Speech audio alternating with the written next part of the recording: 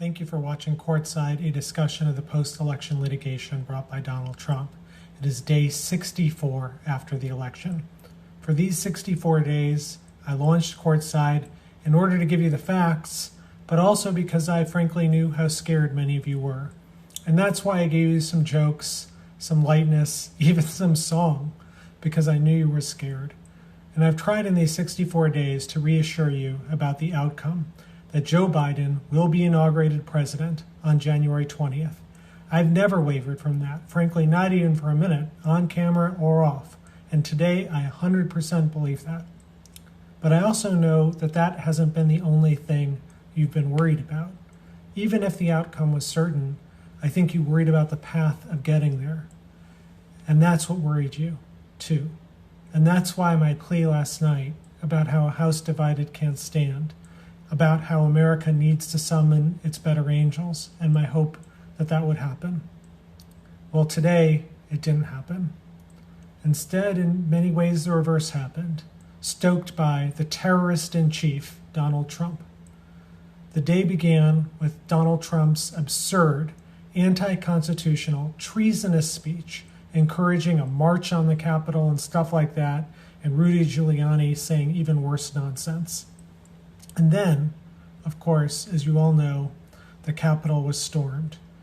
The barricades breached, guns brought in, two improvised explosive devices came in, the Confederate flag carried in the U.S. Capitol for the first time. Never even happened between 1861 and 65, but it happened today. And what does our terrorist-in-chief, Donald Trump, do?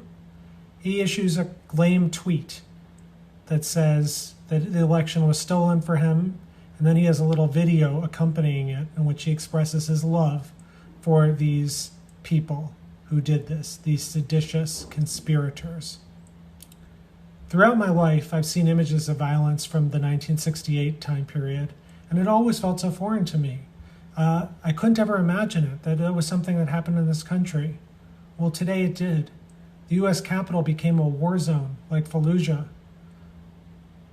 And there's an entire party, political party, that bears blame for this, for coddling this wannabe dictator. And I don't want to hear any nonsense about how this is some surprise. This has been Trump's modus operandi for years. His campaign was about beating up reporters and praising that.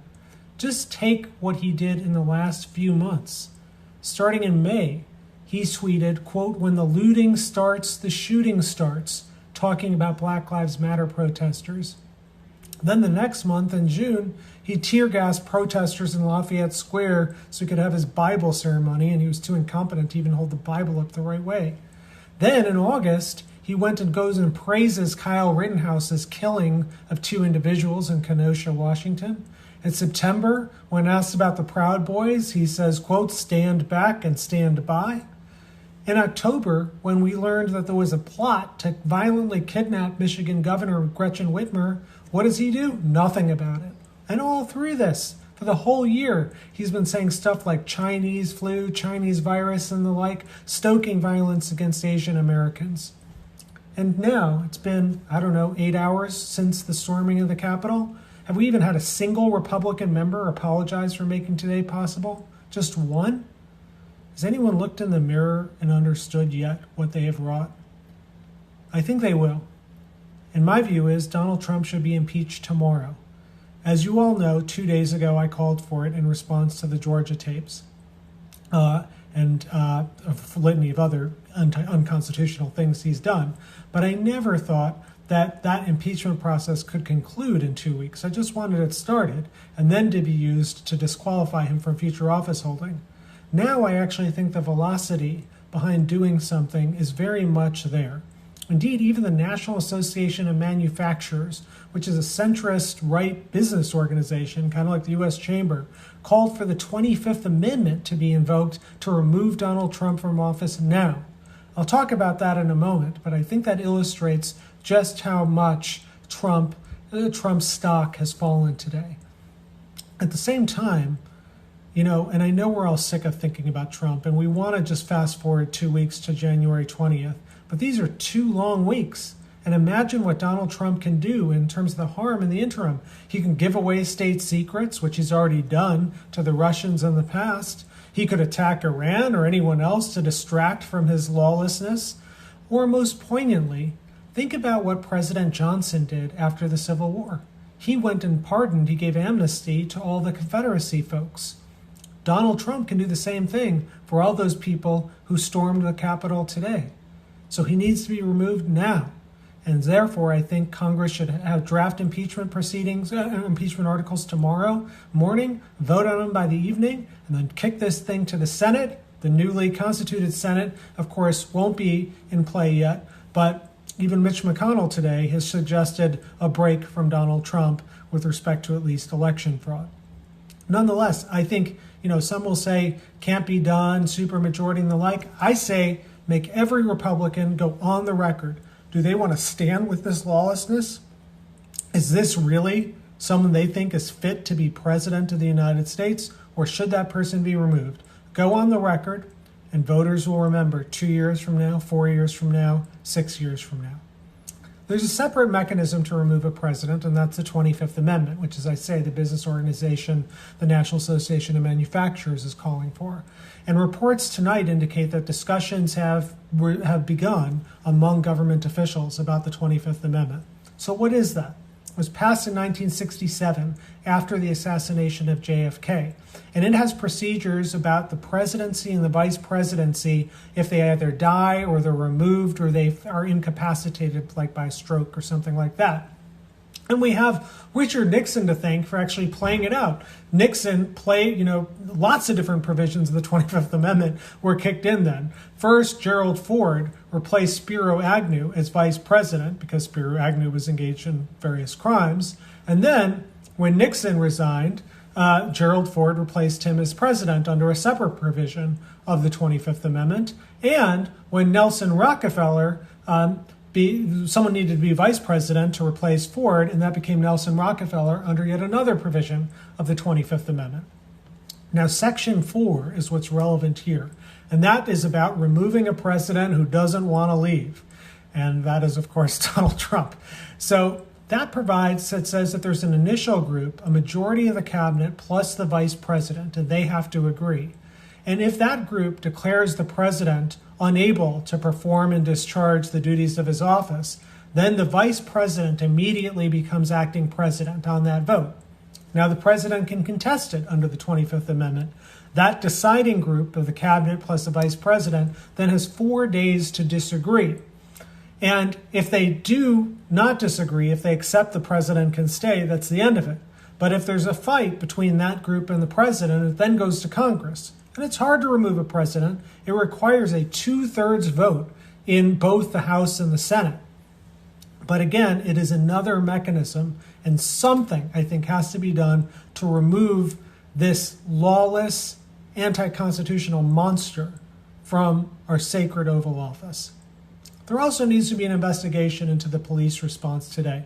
How is it that we've had such militarized, violent responses in Lafayette Square in Portland, Oregon, but here it was milquetoast? And I know it's been said a lot on TV today, but I think it's worth saying again. If the protesters were African American that stormed the Capitol today, or Muslim, do we think the reaction would be anything like this? The protesters themselves are guilty of federal crimes, and it's really textbook sedition. Joe Biden called it close to sedition in a speech today. It is actually sedition. 18 U.S.C. 2384. That's the part of the United States Code. If 2 or more persons conspire to overthrow or destroy by force the government of the United States, or by force seize, take, or possess any property of the United States, they shall each be fined or imprisoned not more than 20 years or both. That's exactly what happened today. These people went and tried to breach and take over one of our most cherished buildings, the United States Capitol. I think the last time that happened was in the War of 1812. So it's a big deal. And what has the response been by our Justice Department to that? Nothing. I mean, zero leadership by the acting Attorney General, Jeffrey Rosen. This is the same guy who, when it was Black Lives Matter, said, I'm going to use seditious conspiracy laws and all sorts of stuff, including that statute 2384 that I just mentioned. Today, it took him like 5 hours before he did anything, and all he did was issue a one-paragraph statement which said, oh, violence is bad, and so on. Nothing else. He's a joke. I'll tell you one other thing that's going to change as a result of today, I think, and that's statehood for D.C. Because Washington, D.C. it doesn't have a governor to call up the National Guard. You got to go through the mayor calling the Department of Defense, and the Department of Defense has to agree. And today the mayor did that, and the Department of Defense disagreed for many hours. Ultimately, they came around to the right call. But we can't have that in our country. Having, one of our most important places, the District of Columbia, governed by such nonsense and politicization that Donald Trump and people like him, in some future administration might have. No way. DC statehood, day one, new administration. And as we look forward, I guess I do want to say today I woke up and I smiled because I felt like the 2016 election was finally over. It took 4 years, but I did think so. And what I mean by that is I think we started to return to a world that I knew, that all of us knew, one of balance. So balance, like the fact that Georgia senators were elected, putting the Senate in a 50-50 even position. But it was more than that. I also felt like the Republican Party had started to return to some of the sanity that it used to have. Instead of thinking about how to get a cheap shot victory, at the expense of whomever, I felt like they were finally starting to think about principle. It started, I can't believe I'm saying this, but it started with Senator Cotton a few days ago. But then, as I talked about yesterday, Senators Inhofe of Oklahoma or Moran of Kansas.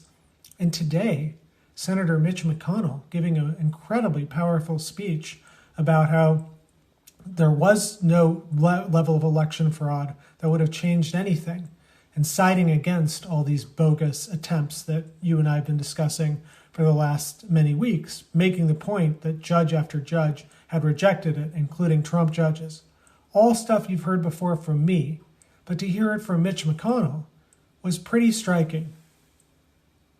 And look, the last few hours have been devastating, these images.